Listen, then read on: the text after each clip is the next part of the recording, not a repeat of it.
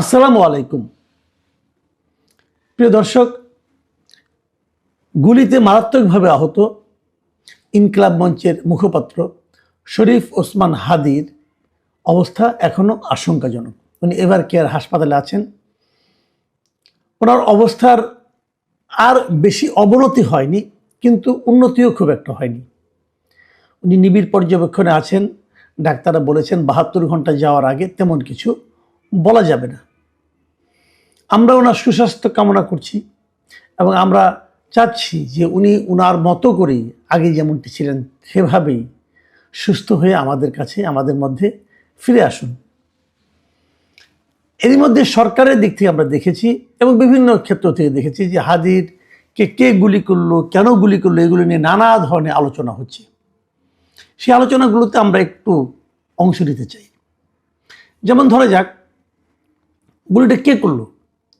এখন পর্যন্ত যতটুকু দেখা গেছে সিসিটিভিতে, যে একটা ওসমান হাদি যাচ্ছিলেন একটা ব্যাটারি চালিত রিক্সা দিয়ে, তার পাশে দিয়ে ডান দিক দিয়ে যে একটা মোটর বাইকে দুজন ছিল, পেছনের জন গুলি করেছে এবং গুলিটা অব্যর্থ ছিল, নিশানা অব্যর্থ ছিল। এটা দেখে অনেকে ভাবছেন উনি কি কোনো প্রশিক্ষিত ব্যক্তি, একটা চিন্তা আছে। আবার ওই ছবিতে যেগুলো দেখা যাচ্ছে বেশ কিছু বিভিন্ন অ্যাঙ্গেলের ছবি পাওয়া গেছে। এই ছবিগুলো দেখে তার হাতে কি একটা ঘড়ি ছিল, ঘড়িটা দেখে পুলিশ এবং অন্যান্যরা বলছেন যে এই লোকটার নাম হলো ফয়সাল করিম দাউদ খান। এই লোকটা একসময় ছাত্রলীগের রাজনীতির সঙ্গে ছিল এবং গত জুলাই, এই বছর আগের বছর 24শে জুলাইয়ে ছাত্রলীগের বিভিন্ন মিছিলে তাকে দেখা গেছে। একটা ছবি আমি দেখলাম যে একজন লোক বাইক চালাচ্ছে, তার পেছনে সে বসে আছে। পেছনে বসে থাকতে সে পছন্দ করে বোধহয়, আমি জানি না ঠিক। পেছনে বসে আছে এবং বসার ভঙ্গি, চেহারা, এবং এটার মধ্যে অবশ্য হাদির এখানে অবশ্য তার মাথায় হেলমেট ছিল। তো মোটামুটি একটা ধারণা পাওয়া গেছে এই লোককে। এবং ছাত্রলীগের উনি সেন্ট্রাল কমিটিতেও ছিলেন।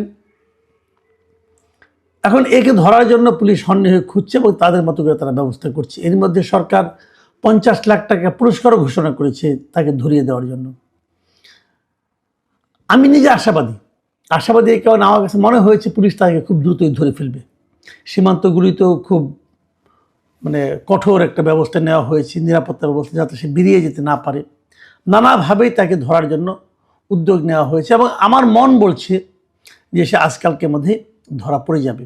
আমি জানি না কি হবে, তবে আমি আশা করি ধরা পড়া উচিত, কারণ ধরা না পড়লে একটা বড় ক্ষতি হয়ে যাবে। সেই ক্ষতিটাকে আমি একটু পরে বলছি।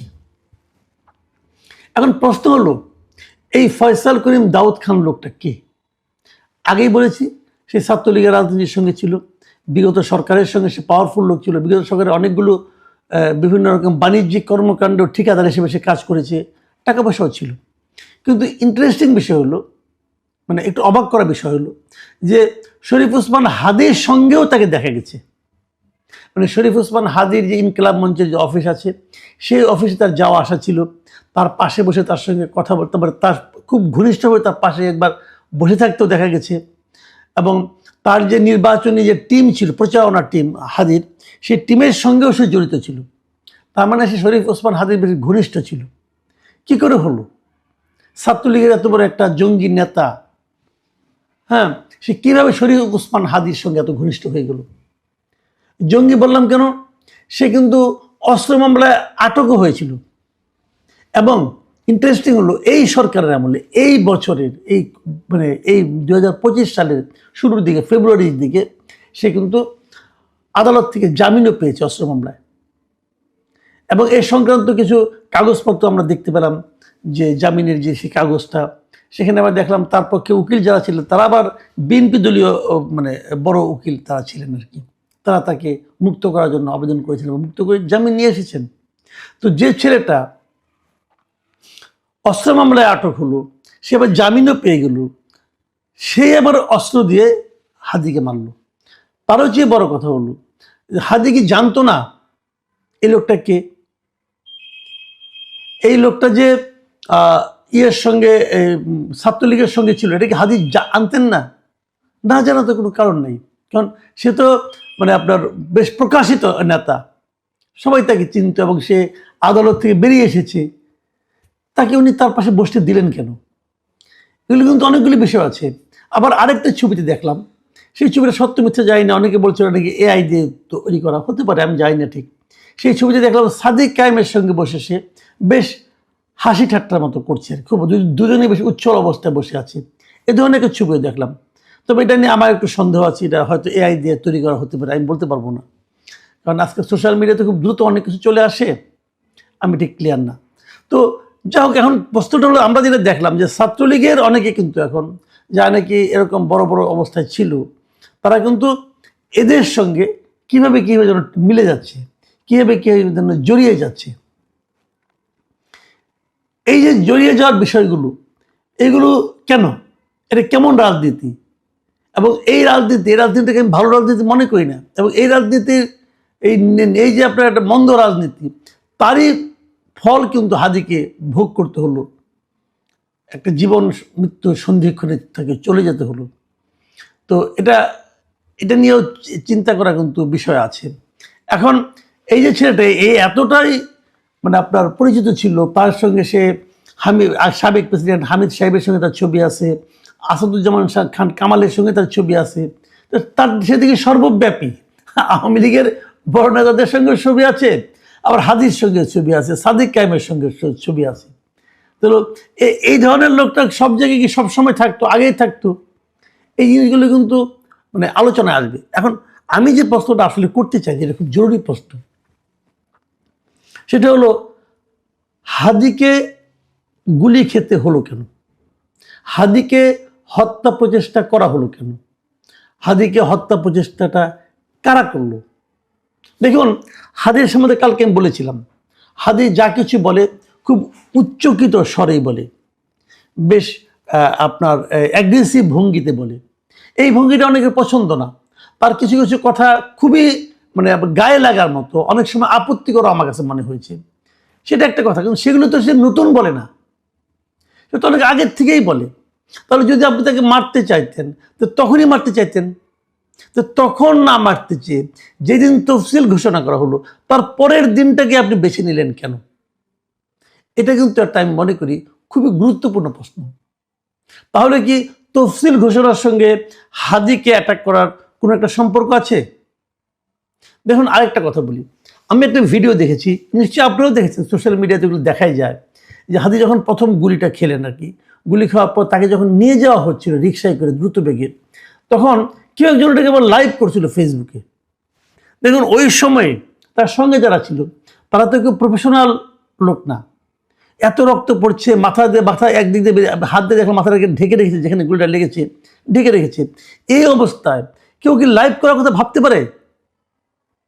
কেউ একজন লাইভ করছিল ফেসবুকে, এবং সেই লাইভের ছবিটা আমি দেখলাম, এবং সেই লাইভ যে করছিলেন তিনি আবার বলছিলেন, মুখে উচ্চারণ করছিলেন যে ঢাকা 8-এ হাদি ভাই প্রার্থী হওয়ার কারণে তাকে আজকে গুলি করা হলো। দেখুন, হাদির জীবন মৃত্যু নিয়ে কিন্তু আলোচনা হচ্ছে, সেই সময় লাইভ করে এই রাজনীতির কথাটা এবং এটাকে কারণ হিসেবে উল্লেখ করাটা, এটা কি আপনাদের কাছে একটু মতলবী মনে হচ্ছে না? তার মানে ঘটনা যেভাবে ঘটুক না কোনো, ঘটনার দৃষ্টিটা কিন্তু ওই নির্বাচনের দিকে, ঢাকা 8-এর দিকে, ঢাকা 8-এ যে তাকে প্রতিদ্বন্দ্বী মনে করে তার দিকে কিন্তু একটু দেখানোর চেষ্টা করা হচ্ছে। এই কাজটা কেন, এই কাজটা কে করলো? আমার মনে হয় তাকেও জিজ্ঞাসাবাদ করা উচিত যে তুমি কি করে বুঝলে যে ঢাকা 8-এর নির্বাচনের কারণে, নির্বাচনে প্রার্থী হওয়ার কারণে তাকে গুলি করা হয়েছে? এটা কিন্তু তাকে আমি মনে করি যে জিজ্ঞাসা করা উচিত, ভাই তুমি এটা কোথায় পেলে, কিভাবে পেলে? এটার মাধ্যমে কি তুমি দৃষ্টিটাকে অন্যদিকে ঘুরিয়ে দিতে চাচ্ছ? প্রকৃতপক্ষে যারা দায়ী অথবা যারা করেছে তাদেরকে তুমি চেনো বলেই কি তুমি অন্যদিকে দৃষ্টি সরাতে যাচ্ছ? দেখুন, আরেকজন খুব বিখ্যাত, অথবা আমি জানি না তাকে কি বলবো, বিদেশ থেকে উনি ইউটিউব করেন এবং নানা রকম সোশ্যাল, নিজেকে ইনফ্লুয়েন্সার হিসেবে ভাবেন মনে হয়, ওনার প্রচুর ফলোয়ার আছে, মিস্টার ইলিয়াস হোসেন। উনি আবার সঙ্গে সঙ্গে দেখলাম একটা আপনার পোস্ট দিয়েছে, সেখানে পোস্ট দিয়ে উনি লিখেছেন চান্দা আব্বাসকে হাদির মামলার 1 নম্বর আসামি করা হোক। অর্থটা কি? মানে মির্জা আব্বাসকে উনি বলছেন চান্দা আব্বাস, বোঝাই যাচ্ছে, এটা বুঝতে কোনো কষ্ট হচ্ছে না। কিন্তু তো মির্জা আব্বাসকে 1 নম্বর আসামি করতে হবে কেন? তার মানে কি এই হাদির কে যে আঘাত করা হয়েছে, হাদি যে গুলিবিদ্ধ হয়েছে, এই জিনিসটাকে এই লোকগুলো কি তাদের ব্যক্তিগত স্বার্থে ব্যবহার করছে? মির্জা আব্বাসের সঙ্গে তার বিরোধ আছে, অতএব চান্দা আব্বাস লাগাই দিল।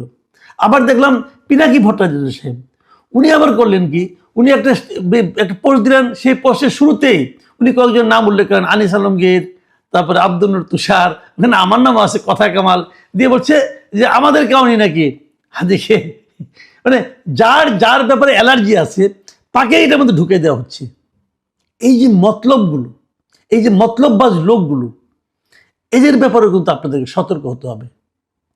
কোথায় হাদির আহত হওয়া, তার সঙ্গে সেই ফেসবুকে লাইভে ঢাকা ৮-এর নির্বাচনে অংশ নিতে চাওয়ার জন্য তাকে মারা হতে পারে এটা বলা, আবার চান্দা আব্বাস নাম দিয়ে ইলিয়াস হোসেনের মানে আপনার পোস্ট, পিনাকি ভট্টাচার্যের আরেকটা পোস্ট, তো এই যে এগুলি করা হচ্ছে, যে এগুলো কেন?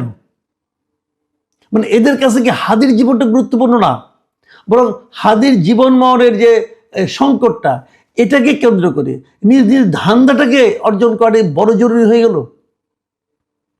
আমি মনে করি, আমি আশাও করি সরকার খুব দ্রুতই এই যে গুলি ছুঁড়েছে যে সন্ত্রাসী, তাকে ধরতে পারবে, এবং তাকে না ধরলে কিন্তু এ ধরনের গুজবের ডালপালা আরও ছড়াতে থাকবে। আমার বিশ্বাস তাকে ধরা হবে, ধরতে পারবে আইন শৃঙ্খলা বাহিনী, এবং ধরলেই হয়তো অনেকগুলো অজানা তথ্য এখান থেকে বেরিয়ে আসবে যে আসলে কারা। আমি কেবল একটা কথা বলে শেষ করব। অপরাধ বিজ্ঞানে না একটা কথা আছে, যখন কোনো অপরাধ ঘটে কোনো জায়গায়, সেটা হত্যা হোক অথবা অন্য কিছু হোক, বড় কোনো অপরাধ ঘটে, অপরাধ বিজ্ঞানীরা প্রথমে তাকান যে এই ঘটনায় বেনিফিশিয়ারিকে, যে বেনিফিশিয়ারি তার দিকে সন্দেহ দৃষ্টিটা প্রথমে যায়। হাদি মারা গেলে অথবা হাদি এরকমভাবে মারাত্মকভাবে আহত হলে কার লাভ?